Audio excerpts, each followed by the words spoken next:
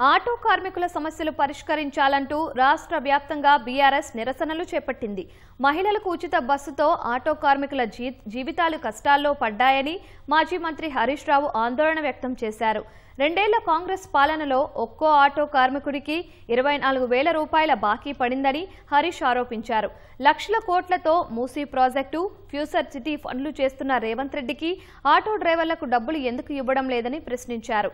Auto డ్రైవర్ల సమస్యలు తెలుసుకునేందుకు హైదరాబాద్ ఎర్రగడ్డ గోకుల్ థియేటర్ నుంచి తెలంగాణ భవన్ కు హరీష్ రావు ఆటోలో ప్రయాణం చేశారు.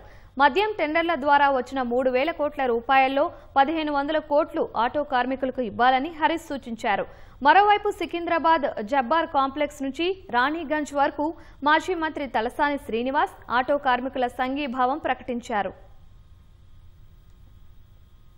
ఆనాడు ఓట్లప్పుడు ఆటో ఎక్కుతావు, డబ్బల ఓట్లు వాడి గద్దె మీద కూర్చోగానే 2 ఏళ్ళ యాదికి లేదా రాహుల్ గాంధీకి?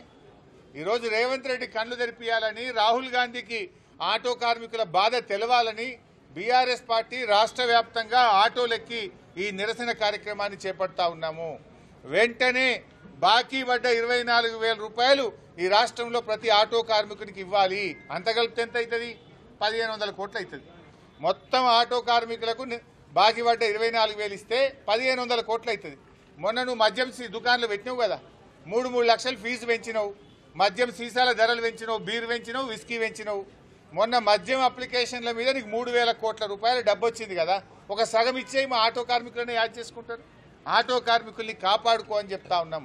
ఇప్పటికీ ఆటో కార్మికులు 161 మంది ఆటో కార్మికులు ఈ రాష్ట్రంలో ఇప్పటి వరకు చనిపోయారు. ఆ కుటుంబాలు రోడ్డు మీద పడ్డాయి. చనిపోయిన ఆటో కార్మికుల కుటుంబాలకు 10 లక్షల రూపాయల ఎక్స్గ్రేషియా ఇవ్వాలని బీఆర్ఎస్ పార్టీ పక్షాన డిమాండ్ చేస్తా ఉన్నాం.